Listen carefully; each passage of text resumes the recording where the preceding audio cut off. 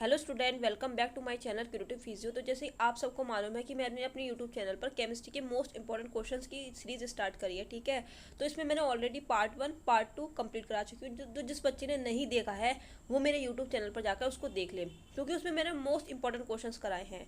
इस वीडियो में मैं आपको कराने वाली हूँ पार्ट 3।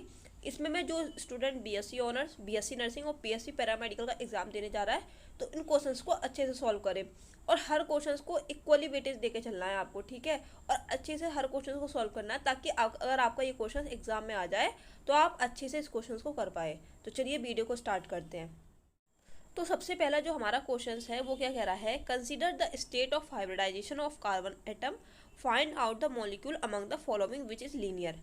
तो इनमें से हमारा कौन सा मॉलिक्यूल है वो क्या है, लीनियर है। अब लीनियर का मतलब यहाँ पे क्या हो जाएगा बताइए। तो जो एस लीनियर होते हैं वो हमारे कौन से हाइब्रिडाइजेशन बनती है, उनकी एस पे हाइब्रिडाइजेशन बनती है। तो ठीक है, जिसकी एस पे हाइब्रिडाइजेशन होगी वो क्या बनेगा, हमारा लीनियर होगा। अब देखो ऑप्शन ए में देखते हैं। ऑप्शन ए में देखो CH3 CS double bond CS CH3। CH3 के हाइब्रिडाइजेशन क्या बनेगी, हमारी sp3। sp3 मतलब यहाँ पे sp3 क्यों बनी है, क्योंकि यहाँ पर चार हमारे सिग्मा बॉन्ड बनने, चार सिग्मा बॉन्ड होते हैं तो हमारी क्या बनती है, sp3 हाइब्रिडाइजेशन। बीच में देखते हैं तो इसकी क्या हाइब्रिडाइजेशन बनेगी, इसकी बनेगी हमारी sp2। जहाँ डबल बॉन्ड होता है, ठीक है, तो उसकी क्या बनती है, हमारी हाइब्रिडाइजेशन sp2 बनती है। तो यहाँ पे तो कोई ऑप्शन है नहीं है। बी ऑप्शन की बात करें, बी ऑप्शन में देखो लास्ट CH3 की क्या बन जाएगी, हमारी sp3। और देखो बीच में क्या है, ट्रिपल बॉन्ड है। ट्रिपल बॉन्ड जहाँ होता है वहाँ पे हमारी कौन सी हाइब्रिडाइजेशन होती है, sp3। और हमारा स्ट्रक्चर क्या बनता है, लीनियर बनता है। क्या बनता है, लीनियर बनता है। ठीक है, तो ऑप्शन हमारा क्या बन जाएगा, बी बन जाएगा, क्योंकि यही तो है बीच में। अगर बीच में हमारा ट्रिपल बॉन्ड होगा उसकी वजह से क्या हो जाएगा, हमारा जो स्ट्रक्चर है वो लीनियर हो जाएगा। देखो थर्ड की बात करें, थर्ड में भी हमारा ट्रिपल बॉन्ड है, पर ट्रिपल बॉन्ड हमारा क्या है, साइड में है। साइड में sp बन रही है, बीच में sp नहीं है, जिसकी वजह से जो हमारा स्ट्रक्चर है वो लीनियर नहीं बनेगा। क्या बनेगा, लीनियर। क्योंकि जो CS2 है, CS2 क्या करेगा, लीनियरिटी को प्रिवेंट करेगा। क्योंकि यहाँ पर जो sp2 है, sp2 में बॉन्ड एंगल हमारा कितना बनता है, 120 बनता है, बनता ही नहीं बनता। और sp3 में सॉरी sp2 में कितना बनता है हमारा बॉन्ड एंगल, 120 बनता है। तो इसीलिए क्या होगा, यहाँ पर जो लीनियरिटी होगी वो प्रिवेंट हो जाएगी। बीच में अगर हमारा जो स्ट्रक्चर है ट्रिपल बॉन्ड है अगर होगा तो वो क्या बन जाएगा, हमारा लीनियर बन जाएगा। तो यहाँ से आपको याद रखना ये वाली बॉन्ड बात, कि जहाँ हमारा sp3 होगा वो हमारा कितना बॉन्ड एंगल होता है, 109.5 बॉन्ड एंगल होता है। जहाँ हमारा sp2 होता है, जब वहाँ हमारा बॉन्ड एंगल कितना होता है, 120 डिग्री होता है। एंड जहाँ हमारा sp होगा, sp में हमारा 180 कार्बन होगा, मतलब 180 का मतलब कार्बन होगा। यहाँ पर हमारा एंगल कुछ ना कुछ बन रहा होगा। ठीक है, तो आपको याद रखना है कि लीनियर हमारी कहाँ होती है, sp में होती है। ठीक है, ये वाली बात समझ में आ गई आपके। ऑप्शन बी हमारा क्या बन जाएगा, करेक्ट आंसर बन जाएगा। सेकंड की बात करते हैं। देखो सेकंड क्वेश्चन क्या है कि हमें क्या बताना है इसमें, इन द फॉलोइंग रिएक्शन हमें क्या बताना है, मेजर प्रोडक्ट और माइनर प्रोडक्ट बताना है। क्वेश्चन क्या कह रहा है हमारा, इन द फॉलोइंग रिएक्शन, हमारी रिएक्शन दे रखी है, H प्लस के साथ हीट हो रही है, इसमें हमारे दो प्रोडक्ट बन रहे हैं, फिर A और B। फिर वही A और B, A की रिएक्शन किसके साथ हो रही है, हमारी HBr in the absence of peroxide. यहाँ से हमारा क्या बनता है, C और D बनता है। ठीक है, तो पहले हम रिएक्शन दे रखे हैं, इसमें मेजर प्रोडक्ट क्या बनेगा। देखो पहला वाला जो स्टेप है, इसमें H प्लस के साथ हीट हो रही है। H प्लस के साथ हीट होना, इसका मतलब क्या होता है, डिहाइड्रेशन में जा रही है रिएक्शन हमारी, डिहाइड्रेशन। डिहाइड्रेशन का मतलब क्या होगा, क्या बन जाएगा, यहाँ पर हमारा कार्बोकैटायन बन जाएगा। तो OH को हटा के हम यहाँ पे क्या बनाएंगे, कार्बोकैटायन बनाएंगे, CH3 CH CH3 और CH, यहाँ बन जाएगा हमारा कार्बोकैटायन, और ये बन जाएगा हमारा, ऐसे रिएक्शन बन जाएगी। अब ये देखते हैं कि कार्बोकैटायन क्या होगा। देखो ये सेकेंडरी कार्बोकैटायन बना है, पर हमें मालूम है यहाँ पर हमारी शिफ्ट हो जाएगी। कौन सी शिफ्ट हो जाएगी, हाइड्राइड शिफ्ट। हाइड्राइड शिफ्ट क्यों होगी, क्योंकि जो टर्शरी कार्बोकैटायन होगा वो मोर स्टेबल बन जाएगा। हम इस कार्बोकैटायन को क्या करेंगे, यहाँ शिफ्ट कर देंगे। क्यों, क्योंकि हमें मालूम है कि primary tertiary is more stable than secondary, और secondary is more stable than first degree. तो हम क्या करेंगे, यहाँ पर टर्शरी कार्बोकैटायन बनाएंगे। ठीक है, टर्शरी कार्बोकैटायन बना देंगे हम ऐसे करके। देखो CH3 ऐसे करा हमने, और इसको कार्बोकैटायन को यहाँ पर यहाँ शिफ्ट कर दिया। ठीक है, फिर CH और CH3, ये हो जाएगा। यहाँ पर हमारा रिएक्शन हमारी क्या जा रही है, डिहाइड्रेशन में जा रही है। डिहाइड्रेशन का मतलब क्या हो जाएगा, यहाँ पे हमारा एल्किन बनेगा। एल्किन दो बनेगी, एक तो मेजर प्रोडक्ट बनेगा और एक माइनर प्रोडक्ट बनेगा। तो मैं आपको बना के दिखाती हूँ। जैसे कि यहाँ पे बना हमारा CH3 CH3,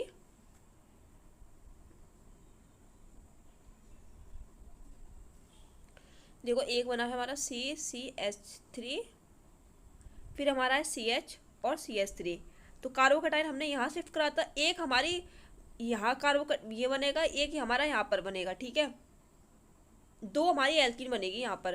तो जो मेजर एल्किन होगी वो ये वाली बनेगी हमारी एल्किन। कौन सी बनेगी? ये वाली, देखो CH3, CH3, triple bond CH और CH3, ये वाली एल्किन हमारी मेजर प्रोडक्ट बनेगी, ठीक है। और एक और प्रोडक्ट ये बन जाएगी हमारी मेजर प्रोडक्ट, और एक एल्किन कौन सी बनेगी हमारी? एक ही वाली बनेगी, ठीक है। CH3, CH, ट्रिपल बॉन्ड और CH2, ये एल्किन बनेगी। बट हमारी जो सेडजेफ रूट के अकॉर्डिंग हमारी कौन सी एल्किन मोस्ट स्टेबल होगी? ये वाली होगी। तो प्रोडक्ट ए में क्या बन जाएगा हमारा? ये बन जाएगा। अब हम बात करते हैं, प्रोडक्ट ए बन गया हमारा, ये वाली एल्किन बन गई। अब इसकी रिएक्शन किसके साथ करानी है हमें? CH3, ट्रिपल बॉन्ड CH3, इसकी रिएक्शन किसके साथ करानी है? हमारी HBr के साथ करानी है, in the absence of peroxide, in the absence of peroxide. जब HBr की reaction in the absence of peroxide के साथ होती है तो कौन सा रूल फॉलो करती है? हमारा मार्कोनी रूल फॉलो करेगी, नहीं करेगी? मार्कोनी रूल क्या कहता है कि H+ हमारा वहाँ अटैच होगा जहाँ के उस कार्बन के पास अटैच होगा जिसके पास ज़्यादा हाइड्रोजन होंगे, ठीक है। और हमारा क्या है? ब्रोमीन हमारा वहाँ अटैच होगा जिसके पास क्या होंगे? मोर सब्सटीट्यूटेड कार्बन होंगे, ठीक है। तो यहाँ पर H+ किसके पास अटैच होगा? जिसके पास ज़्यादा हाइड्रोजन होंगे। इन दोनों के पास किसके पास ज़्यादा हाइड्रोजन है? इसके पास है। और ब्रोमीन कहाँ होगा? जिसके पास ज़्यादा कार्बन होंगे, और इसके पास कितने? 2 कार्बन ज़्यादा है, ठीक है। तो यहाँ पर हमारा जो प्रोडक्ट बन जाएगा वो क्या बनेगा? ये फिर ब्रोमीन और CH2 और CH3। तो ये वाली बात समझ में आ गई। यहाँ पर जो लास्ट प्रोडक्ट हमारा क्या बनेगा? लास्ट प्रोडक्ट बनेगा C और D में CH3, ब्रोमीन और CH2 और CH3, ये बनेगा हमारा मेजर प्रोडक्ट। और माइनर प्रोडक्ट हमारा कौन सा बनेगा? बस आपको यही याद रखना है कि मेजर और माइनर प्रोडक्ट हमारा क्या बन जाएगा। तो ऑप्शन ए हमारा करेक्ट आंसर क्या हो जाएगा? ऑप्शन ये वाला, ऑप्शन C और ये, ठीक है। ये वाला हमारा करेक्ट आंसर बन जाएगा कि हमारा H+ के साथ हीट कराई है तो क्या बनेगा, और HBr पेरोक्साइड के साथ हीट कराइए तो हमने क्या बनेगा, ठीक है। तो option C is the correct answer. Next question है हमारा, standard electrode potential of 3 metal X, Y, Z are 1.2 and 0.5 volt and 3.0 volt. The reducing power of this, तो रिड्यूसिंग पावर हमारी क्या हो जाएगी? तो यहाँ पर X कितना दे रखा है? X दे रखा है हमारा 1.2 वोल्ट माइनस के, Y हमारा कितना दे रखा है? 0.5 वोल्ट एंड Z हमारा नेगेटिव में, ठीक है, माइनस के 3.0 वोल्ट। क्या बताना है हमारा? Reducing power. तो रिड्यूसिंग पावर हम कैसे निकालेंगे? मैं आपको मोस्ट फंडा बताती हूँ कि रिड्यूसिंग पावर डायरेक्टली प्रोपोर्शनल होती है नेगेटिव पावर के। मतलब जितना ज़्यादा हमारा नेगेटिव होगा उतनी ज़्यादा हमारी रिड्यूसिंग पावर होगी। तो सबसे ज़्यादा इसमें नेगेटिव कौन है? जेड हमारा सबसे ज़्यादा नेगेटिव है, मतलब -3.0। तो जेड सबसे ज़्यादा रिड्यूसिंग होगा। फिर उसके बाद कौन है? हमारा एक्स माइनस के 1.2, और वाई हमारा क्या है? पॉजिटिव में 0.5। तो सबसे ज़्यादा हमारा रिड्यूसिंग पावर किस पे डिपेंड करेगा? नेगेटिविटी पे डिपेंड करेगा। तो जितना ज़्यादा हमारा नेगेटिव पावर होगी उतनी ज़्यादा हमारा रिड्यूसिंग पावर होगी, ठीक है। तो नेगेटिव सबसे ज़्यादा कौन है? जेड, फिर कौन है? एक्स, फिर कौन है हमारा? वाई। तो ऑप्शन क्या बन जाएगा? Option C is the correct answer. ये वाली बात समझ में आ गई आपके? ऐसे क्वेश्चन ही एएमयू में पूछे जाते हैं। नेक्स्ट है हमारा the total number of atomic orbital in the energy level of an atom. तो हमें क्या बताना है यहाँ पर? Total number of atomic orbital, total number of atomic orbital वो हम कैसे निकालते हैं? अपने निकालते हैं प्रिंसिपल एनर्जी लेवल से, प्रिंसिपल एनर्जी लेवल से, जिसको हम कहते हैं एन कहते हैं, जिसको हम कहते हैं एन स्क्वायर, ठीक है। तो total number of atomic orbital निकालेंगे हम एन स्क्वायर। तो जितना ज़्यादा हमारा एन होगा उतनी ज़्यादा हमारे total number of atomic power होगी। तो टोटल ऑर्बिटल हमारे कितने बन जाएंगे? Total orbital is equal to N square. और एन हमारा कितना दे रखा है यहाँ पर? Fourth energy level. कितनी दे रखी है? 4। तो 4 का स्क्वायर करेंगे यहाँ पर हम, तो कितना आ जाएगा? 16 आ जाएगा। कितना आ जाएगा? 16 आ जाएगा। तो ऑप्शन क्या बन जाएगा? Option B is the correct answer, ठीक है। तो ऑप्शन बी हमारा क्या बन जाएगा? Total number of atomic orbital in the 4th energy level. ये वाला क्वेश्चन भी बिल्कुल सेम है। अब हम करते हैं अपना next question, which of the following has minimum bond length, किसकी सबसे ज़्यादा मिनिमम बॉन्ड लेंथ होगी। तो बॉन्ड ऑर्डर को हम निकालेंगे कैसे, बॉन्ड ऑर्डर को निकालते हैं हम मॉलिक्यूलर ऑर्बिटल से, ठीक है, मॉलिक्यूलर ऑर्बिटल थ्योरी से निकालते हैं, एमओटी से निकालते हैं। तो यहाँ पर देखो हम निकालेंगे सबसे पहले किसकी, N2 की। जब आप N2 की बॉन्ड ऑर्डर निकालोगे ना, कितनी निकल कर आएगी वो 3.0, कितनी निकल कर आएगी 3.0।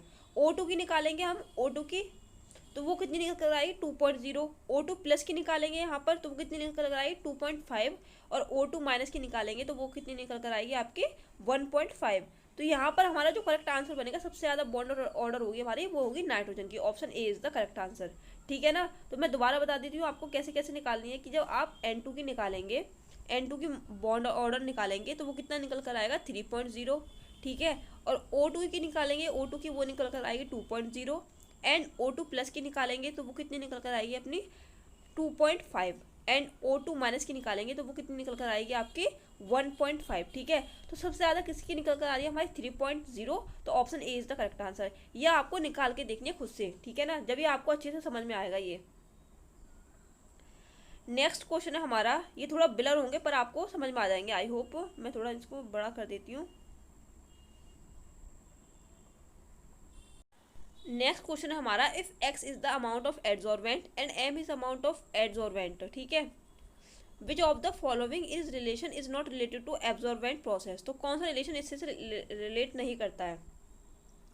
तो पहला है हमारा x by m is equal to F P, ठीक है, एट कॉन्स्टेंट टी, ये हमारा रिलेशन है, ठीक है, जिसको हम कहते हैं एड्सॉर्प्शन आइसोथर्म।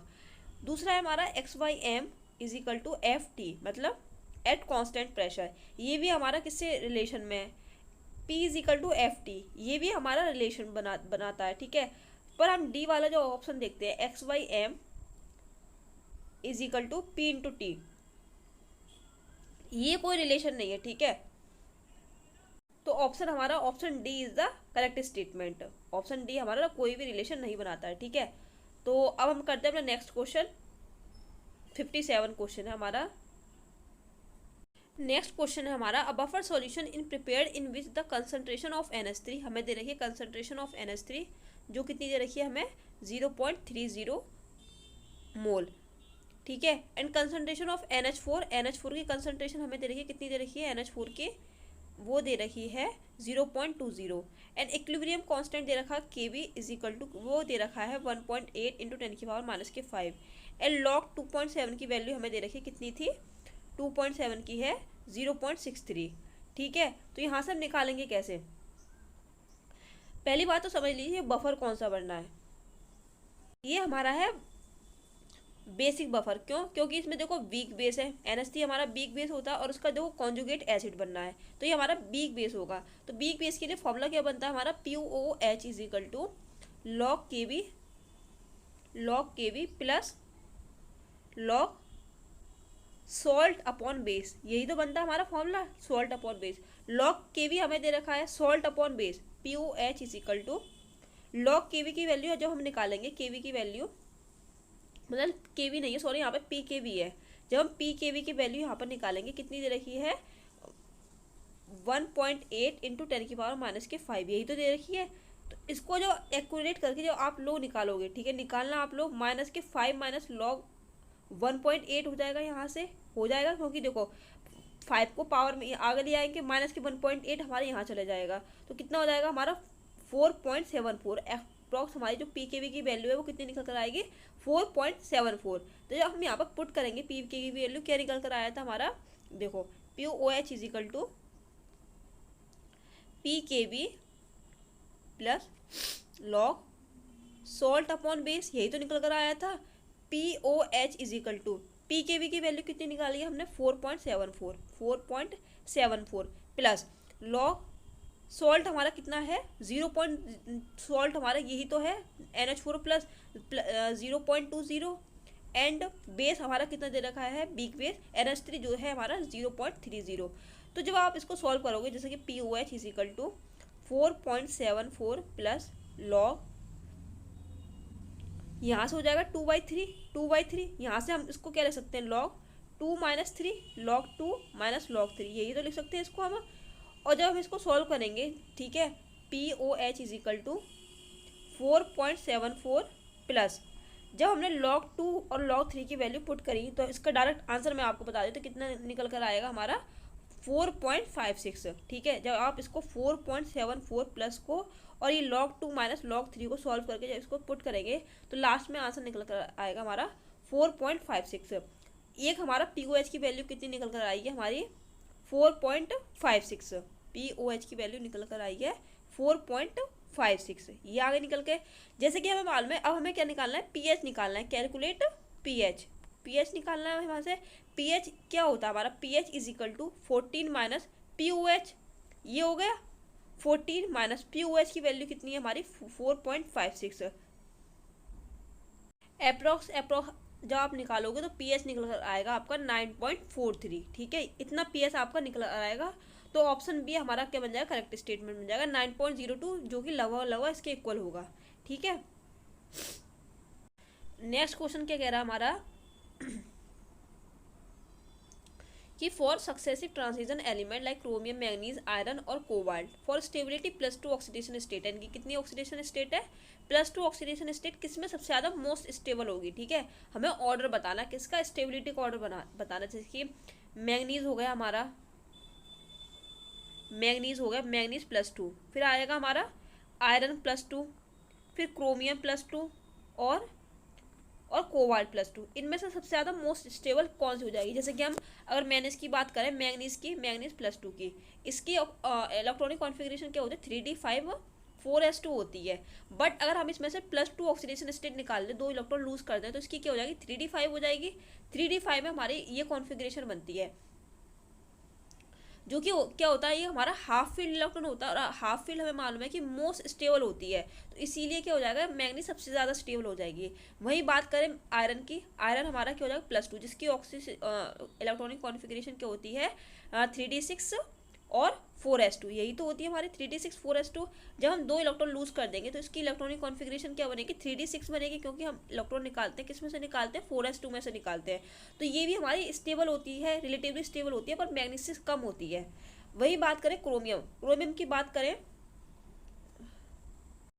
क्रोमियम के होगा हमारा 3d5 एंड 4s1, यही होगा हमारा, एंड इसकी जो इलेक्ट्रॉनिक कॉन्फ़िगरेशन होगी 3d4 बन जाएगी हमारी, तो ये भी हमारी स्टेबल होगी पर लेस स्टेबल होगी। तो आपको जो ऑर्डर है याद रखना है, सबसे ज़्यादा स्टेबल हमारा कौन सा होता है, मैग्नीज, फिर आयरन, फिर क्रोमियम और कोबाल्ट, ऑप्शन ए बन जाएगा हमारा स्टेबिलिटी में।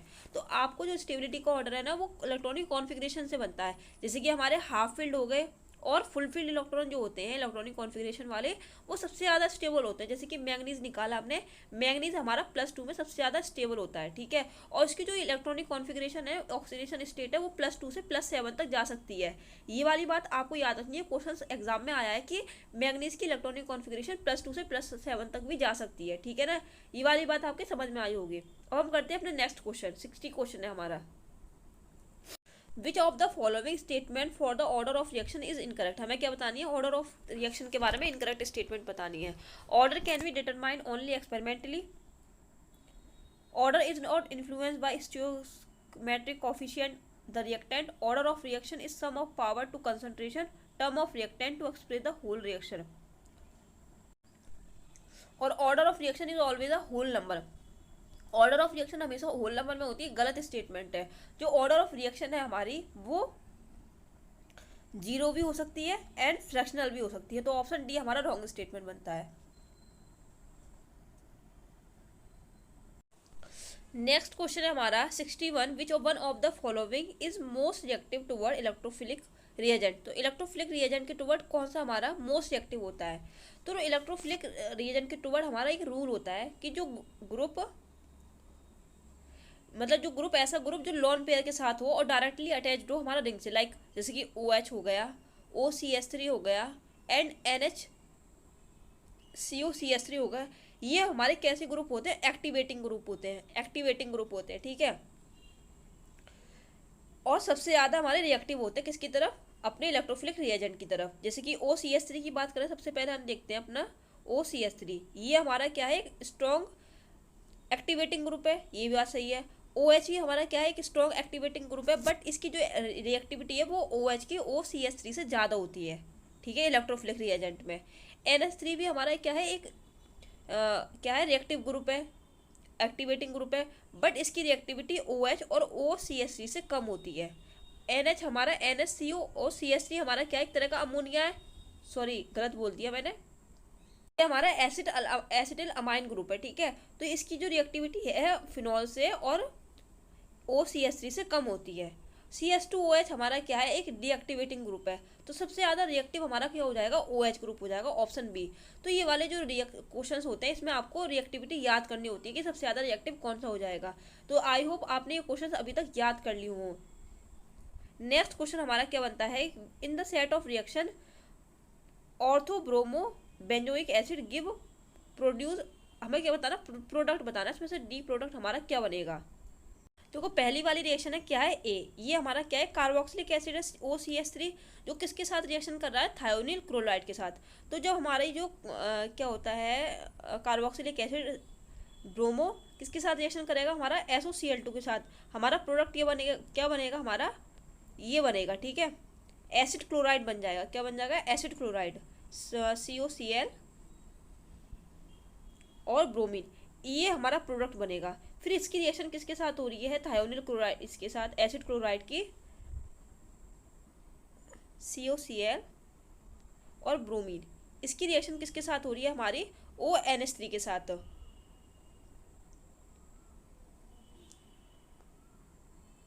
सॉरी क्वेश्चन में गलत रखा, ओ नहीं है यहाँ पर, सिर्फ अमोनिया के साथ रिएक्शन हो रही है। तो यहाँ पर हमारा ग्रुप क्या बन जाएगा, एक अमाइड बन जाएगा। क्या बन जाएगा, अमाइड बन जाएगा।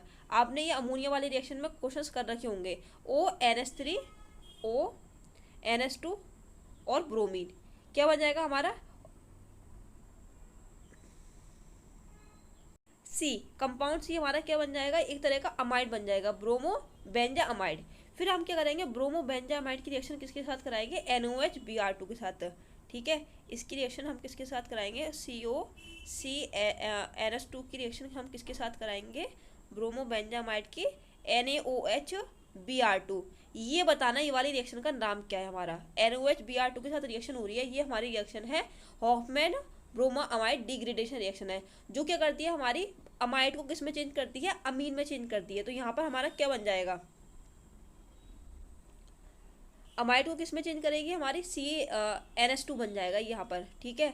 एक कार्बन यहाँ पर जो हॉफमैन ब्रोमा अमाइड डिग्रेडेशन रिएक्शन होती है, इसमें हमारा एक कार्बन कम होता है।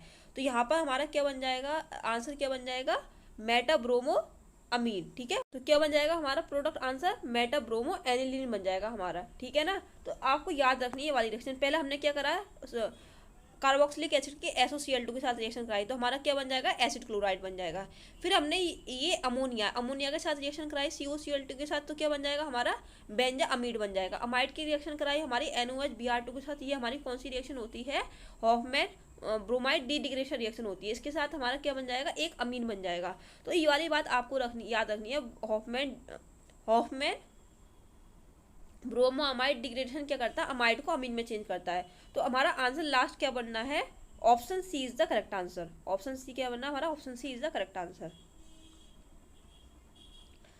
नेक्स्ट क्वेश्चन हम देखते हैं अपना। नेक्स्ट क्वेश्चन है हमारा, which of the following ion form list below is the same geometry and the same hybridization. इनमें से किसकी सेम हाइब्रिडाइजेशन होनी चाहिए। देखो सबसे पहले क्या है, NO2 माइनस है, NO2 माइनस की हाइब्रिडाइजेशन निकालोगे तो कितनी निकल कर आएगी, Sp2, ठीक है। उसके बाद क्या हमारा NO3 माइनस की हाइब्रिडाइजेशन आप लोग निकालोगे, उसकी भी निकल कर आएगी Sp2, ठीक है। फिर है हमारा NH4 माइनस की देखें, अगर हम NH4 माइनस को देखें तो इसकी कितनी निकल कर आएगी हमारी Sp3। फिर क्या है हमारा NH4 4+, ये हमारा NH4 है, ठीक है, NH4 प्लस है ये हमारा, इसकी निकालोगे तो इसकी कितनी निकल कर आएगी Sp3। फिर है हमारा SCN माइनस, तो उसकी कितनी निकल कर आएगी Sp, ठीक है। तो यहाँ पर सेम किसकी निकल कर आएगी हमारी NO2 माइनस और NO3 minus. Option A is the correct answer. इसको आपको निकाल के देखना है घर पर। नेक्स्ट क्वेश्चन हम करते हैं अपना, which of the following is least likely to behave as Lewis base. तो इनमें से कौन सा लुईस बेस की तरह कम काम करेगा, H2O, NH3, BF, BF3NOH-। तो इनमें से लुईस बेस की तरह कौन काम करेगा, मतलब क्या होगा इसका कि लुईस एसिड की तरह कौन काम करेगा। तो इनमें से हमारा BF3 क्या होता है, एक लुईस एसिड होता है, ठीक है, क्या होता है, लुईस एसिड होता है। H2O की बात करें, हम NH3 की बात करें, OH- की बात करें, ये हमारे क्या होते हैं, ऑल आर लुईस बेस। आपको एज इट इज याद रखना, ये वाले क्वेश्चन ऐसे हैं जो डायरेक्टली आपके एग्जाम में पूछ लिए जाएंगे, ठीक है ना, तो आपको अच्छे से ये वाले क्वेश्चन करके जाने हैं। तो इनमें से H2O, NH3, OH- क्या होते हैं, हमारे लुईस बेस होते हैं, एंड BF3 हमारा क्या होता है, एक लुईस एसिड होता है। नेक्स्ट क्वेश्चन हमारा, the freezing point depression constant for water is 1.860। मतलब हमें यहाँ पे क्या दे रखा है, KF की वैल्यू दे रखी है, वो कितनी दे रखी है, 1.860, ठीक है। इफ 5 ग्राम ऑफ Na2SO4, मतलब 5 ग्राम ऑफ Na2SO4 हमारा यहाँ पे क्या है, सॉल्यूट है। सॉल्यूट को हम किससे डिनोट करते हैं, W2 से डिनोट करेंगे, जो कि हमारा कितना दे रखा है, 5 ग्राम। फिर बात करते हैं हम मोलर मास ऑफ Na2SO4, मतलब मोलर मास हमारा Na2SO4 का कितना दे रखा है, 142 ग्राम पर मोल, ये दे रखा है। फिर हमारा दे रखा है dissolve in 45 gram of H2O। अब यहाँ पे H2O क्या बन जाएगा, एक तरह का सॉल्वेंट बन जाएगा। तो मास ऑफ सॉल्वेंट हमारा W1 कितना दे रखा है, 45 ग्राम। फिर क्या है हमारा यहाँ से, the freezing point change is wise, मतलब फ्रीजिंग पॉइंट हमारा चेंज हो रहा है, तो वो ये कितना दे रखा है, डेल्टा टी एफ हमारा कितना दे रखा है, 3.82 degree Celsius. Calculate the bond of factor, हमें क्या निकालना, आई निकालना है यहाँ पर। जैसे कि हमें मालूम है फॉर्मूला क्या होता है, delta TF is equal to I into KF into M, यही तो होता है। ये हमारा किसका फॉर्मूला हो जाएगा, फ्रीजिंग पॉइंट का हो जाएगा। यहाँ पर आई हमें निकालना बॉन्ड ऑफ फैक्टर, क्या हो जाएगा, delta TF upon KF into M, यही तो होगा यहाँ से। एम क्या है, यहाँ पर मोललिटी है। अब मोललिटी हम निकालनी पड़ेगी। मोललिटी क्या होती है हमारी, यहाँ से mole of solute, mole upon mass of solvent into kilogram. यहाँ से हमारे मोल की वैल्यू कितनी दे रखी है, मोल हमारा क्या हो जाएगा, मोल के लिए हमारा क्या हो जाएगा, मोस ऑफ सॉल्यूट। सॉल्यूट हमारा कितना दे रखा है, मास सॉल्यूट का 5 ग्राम, और मोलर मास सॉल्यूट को कितना दे रखा है हमारा, मोलर मास सॉल्यूट को कितना दे रखा है, 142 दे रखा है। फिर उसके बाद हमारा क्या है, और साथ में क्या दे रखा है, मास ऑफ सॉल्वेंट। सॉल्वेंट हमारा कितना है, 45 ग्राम, पर हमें ग्राम में इसको कितने चेंज करना पड़ेगा, किलोग्राम में। जब आप किलोग्राम में चेंज करेंगे तो निकल कर आएगा 0.045, इतना निकल कर आएगा। जब आप लास्ट में मोल निकालोगे, मोल अप्रोक्सीमेट आपका निकल कर आएगा 0.7823, आप इसको निकाल के देखना, ठीक है। तो हम यहाँ पर क्या करेंगे, आई की वैल्यू निकालने के लिए डेल्टा TF हमें दे रखा है, कितना दे रखा है, 3.82। KF हमें पता है, KF हमारा कितना निकल कर आया है, 1.86 निकल कर आया है। एंड मोलर मास हमारा, मोललिटी कितनी निकल कर आई है, 0.7823, इतनी निकल कर आई है। तो यहाँ से हमारी आई की वैल्यू कितनी निकल कर आई है, अप्रोक्सीमेट 2.625। तो आई की वैल्यू अप्रोक्सीमेट हम उसको राउंड ऑफ करके कितना लिखेंगे, 12.63, इतना निकल कर आएगा हमारा क्या, आई की वैल्यू। आई क्या होता है हमारा, मोलर क्या होता है, बॉन्ड ऑफ फैक्टर। तो ये वाली बात आपको समझ में आ गई होगी कि कैसे वाला क्वेश्चन कर रहा है, अगर हमारा बॉन्ड ऑफ फैक्टर भी क्वेश्चन में दे रखा होता है, ठीक है ना। तो ऑप्शन क्या बन जाएगा, 2.63। कल मैंने एक क्वेश्चन कराया था, जो बच्चे यहाँ तक अगर वीडियो को देख रहा हो, तो बॉन्ड ऑफ फैक्टर की वैल्यू डिसएसोसिएशन के लिए और एसोसिएशन के लिए कितनी होती है, मुझे कमेंट में बताना, ठीक है ना। डिसएसोसिएशन और एसोसिएशन के लिए किसकी बॉन्ड ऑफ फैक्टर की वैल्यू कितनी होती है, मैं देखती हूँ कौन बच्चा इस क्वेश्चन का कमेंट करता है मुझे। अब हम करते हैं अपना नेक्स्ट क्वेश्चन, जो कि है 66। अब हमें क्या बताना है कि इसमें से ये वाला क्वेश्चन कि इसमें डायमैग्नेटिक कौन है। डायमैग्नेटिकली देखो सबके पास लिगेंड अलग अलग है। सबसे पहले आपको इन क्वेश्चंस में लिगेंड पता होना चाहिए कि कौन से लिगेंड हमारे वीक होते हैं, कौन से स्ट्रॉन्ग होते हैं, ठीक है ना। अब हम करते हैं अपना क्वेश्चन फर्स्ट में अपना हमारा है NiCl4-। ए की बात करें तो इसमें निकल है, निकल की हमारी ऑक्सीडेशन स्टेट कितनी दे रखी है, निकल +2 है, कितनी है, निकल +2 दे रखी है। ऑक्सीडेशन स्टेट कैसे निकाली, निकल की हमें निकालनी है, निकल हमारा क्या हो जाएगा, x मान लेंगे इसको हम। क्लोरीन पे कितना चार्ज होता है, -1 चार्ज होता है, और क्लोरीन हमारे कितने हैं, 4 क्लोरीन है, इजिकल टू -2, ठीक है। ऐसे करके आपको निकालने, chlorine is equal to -4 is equal to -2। तो क्लोरीन पे हमारा -2 +4, तो क्लोरीन हमारा यहाँ से कितना निकल कर आया चार्ज, +2 निकल कर आई है, +2 चार्ज, ठीक है। तो यहाँ पर हमारी जो इलेक्ट्रॉनिक कॉन्फ़िगरेशन है निकल की, वो कितनी निकल कर आ जाएगी, 3d8 निकल कर आ जाएगी, 3d8। और साथ में हमारा क्लोरीन के पास क्या है, एक Cl माइनस है। Cl माइनस क्या होता है हमारा, एक वीक लिगेंड होता है जो पेयरिंग नहीं होने देता है। जैसे कि आप करोगे ना तो पेयरिंग नहीं होगी यहाँ पर। जैसे कि निकल है हमारा, इसमें 3D5 8 है, 1 2 3 4 5, डी में 5 बॉक्स तो होते हैं, 1 2 3 4 5 6 7 8, मैंने सबको इलेक्ट्रॉन दे दिए। अब 8 में क्या हमारा Cl वीक लिगेंड है, तो इन दोनों की पेयरिंग नहीं होगी। समझ में ये वाली बात, इनकी पेयरिंग नहीं होगी तो क्या हो जाएगा हमारा, डायमैग्नेटिक और पैरामैग्नेटिक। ये हो जाएगा ऑप्शन ए हमारा हो जाएगा पैरामैग्नेटिक। क्या हो जाएगा हमारा option A, option A is paramagnetic. Second बात करें हमारा निकिल Cn4 माइनस है, ठीक है। तो निकिल हमारा Cn4 माइनस है। यहाँ पे जो निकिल है, निकिल हमारा +2 ऑक्सीडेशन स्टेट में है, तो इसकी ऑक्सीडेशन स्टेट क्या है, +2। और हमारा Cn क्या होता है, यही चीज़ आपको देखनी है। Cn हमारा क्या होता है, स्ट्रॉन्ग या वीक लिगेंड। स्ट्रॉन्ग जो हमारा Cn है ये हमारा होता है एक तरह का स्ट्रॉन्ग फील्ड लिगेंड होता है, जो क्या करा देगा, पेयरिंग करा देगा। अब जैसे कि हमारी इलेक्ट्रॉनिक कॉन्फ़िगरेशन निकल की यहाँ पे कितनी निकल कर आएगी, 3D8 निकल कर आएगी, 3D8। अब 3D8 में मैंने बताया था कि वीक लिगेंड में क्या हो जाएगा, हमारे इलेक्ट्रॉनिक पेयरिंग हो जाएगी, but strong field sorry strong में हमारी जो पेयरिंग है वो हो जाएगी, बट वीक में नहीं हो पाएगी। अब जैसे कि यहाँ पर 3D8 है, 1 2 3 4 5 6 7, 1 2 3 4 5 6 7 8। अब स्ट्रॉन्ग क्या करेगा कि इन दोनों की भी पेयरिंग करा देगा, ठीक है। तो यहाँ पर क्या हो जाएगा हमारा, ऐसे करके 1 2 3 4 5 6 7 8, तो ये वाला बॉक्स खाली हो जाएगा, यहाँ पे क्या हो जाएगी, पेयरिंग हो जाएगी। तो ये हमारा क्या हो जाएगा, बी वाला डायमैग्नेटिक हो जाएगा। ये वाली बात समझ में आ गई। बस आपको ये याद रखना है कि हमारा वीक लिगेंड कौन सा है, स्ट्रॉन्ग लिगेंड कौन सा है। ये एनसीईआरटी का एक चार्ट दे रखा है, वहाँ पर जाइए उसको याद करिए। मैं अब भी कह रही हूँ आपसे याद कर लीजिएगा उसको। अब हम बात करते हैं कॉपर की। कॉपर Cl4 2 माइनस, ठीक है। यहाँ पे कॉपर पर कितना चार्ज देखा, कॉपर की इलेक्ट्रॉनिक कॉन्फ़िगरेशन कितनी है, ऑक्सीडेशन स्टेट +2 है। यहाँ पर जो इलेक्ट्रॉनिक कॉन्फ़िगरेशन कॉपर की आएगी वो आएगी 3D9। यहाँ पर Cl क्या है, एक वीक लिगेंड होता है, वीक लिगेंड जिसके कारण उसकी जो पेयरिंग है वो नहीं हो पाएगी, ये भी हमारा पैरामैग्नेटिक हो जाएगा।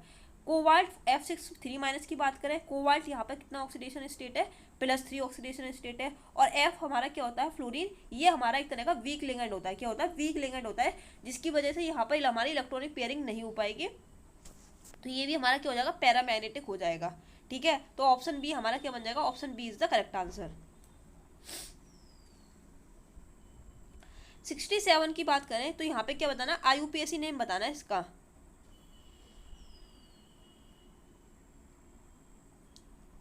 तो IUPAC नेम बताना हमें इसका, तो फिर हमें यहाँ पे नंबरिंग देखनी पड़ेगी। नंबरिंग कहाँ से करनी है, देखो 1 2 3 4 5 6 7, ये तो हमारी बन रही है लॉन्गेस्ट चेन, बट हमें नंबरिंग कहाँ से करनी होती है, जहाँ से हमारे फंक्शनल ग्रुप स्टार्ट होते हैं। तो हमारा डबल बॉन्ड भी तो एक तरह का फंक्शनल ग्रुप है, यहाँ से हम नंबरिंग स्टार्ट करेंगे 1 2 3 4 5 6, ये तो यहाँ पे जा रही है, ये एक यहाँ पे देखेंगे हम 1 2 3 4 5 6, तो हम यहाँ पे करेंगे क्योंकि हमारे जो चेन है, एडिशनल चेन, ये भी तो आ जाएगी यहाँ पर हमारी।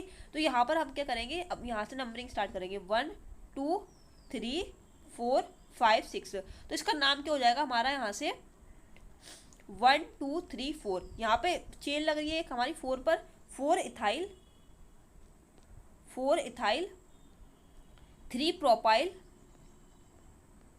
3 प्रोपाइल हेक्स 1 इन, ठीक है, हेक्स 1 इन, क्योंकि एक चेन ये वाली है, एक चेन ये वाली बन रही है, ठीक है। तो यहाँ पर इसका नाम क्या हो जाएगा, hex 1 in, 4 methyl 3 propyl hex 1 in. I hope आपने ये वाला क्वेश्चन सॉल्व कर लिया हो। ये वाला क्वेश्चन मैंने अभी थोड़ी देर पहले ही कराया था शायद आपको। नेक्स्ट क्वेश्चन हमारा क्या है कि which one of the following is present as active ingredient in bleaching powder for bleaching action. तो ब्लीचिंग पाउडर में हमारा एक्टिव इंग्रेडिएंट कौन सा होता है, CaCl2, CaOCl2, CO2, Cl या CaOL। तो इसमें से हमारा इंग्रेडिएंट कौन सा होता है, option B is the correct answer, CaOCl2। ये हमारा क्या होता है, ब्लीचिंग पाउडर में एक एक्टिव इंग्रेडिएंट की तरह काम करता है। 99 क्वेश्चन है हमारा, which of the following one is classified as a polystyrene polymer. तो इनमें से हमारा पॉलीस्टीरीन पॉलीमर कौन सा होता है, टायरिलीन, बेकेलाइट, मेलामीन या नायलॉन 6। तो हमारा पॉलीस्टीरीन पॉलीमर कौन सा है हमारा, इसमें से टायरिलीन, option A is the correct answer है, जिसको हम क्या कहते हैं, डेक्रोन भी कहते हैं। क्या कहते हैं, डेक्रोन भी कहते हैं, ठीक है। और बेकेलाइट और मेलामीन क्या होता है, एक तरह का हमारा फॉर्मल्डिहाइड रेजिन होता है। और नायलॉन 6 हमारा क्या होता है, एक पॉलीअमाइड होता है। तो ये बात आपको याद रखनी है। 100 क्वेश्चन देखते हैं हमारे जो कि है कि if n is equal to 6, यहाँ पे z नहीं है sorry, n is equal to 6 है, जिसमें हमारा करेक्ट सिक्वेंस बताना फिलिंग ऑफ इलेक्ट्रॉन का। फिलिंग ऑफ इलेक्ट्रॉन का हमारा करेक्ट सिक्वेंस क्या हो जाएगा, ठीक है। मैं आपको डायरेक्ट आंसर बताती हूँ, option A is the correct answer बनेगा। क्यों? क्योंकि हम फिलिंग करते हैं इलेक्ट्रॉन की, कौन सा प्रिंसिपल होता है जिसमें हम इलेक्ट्रॉन की फिलिंग करते हैं, जिसको हम कहते हैं ऑफ-बाउ प्रिंसिपल, ठीक है।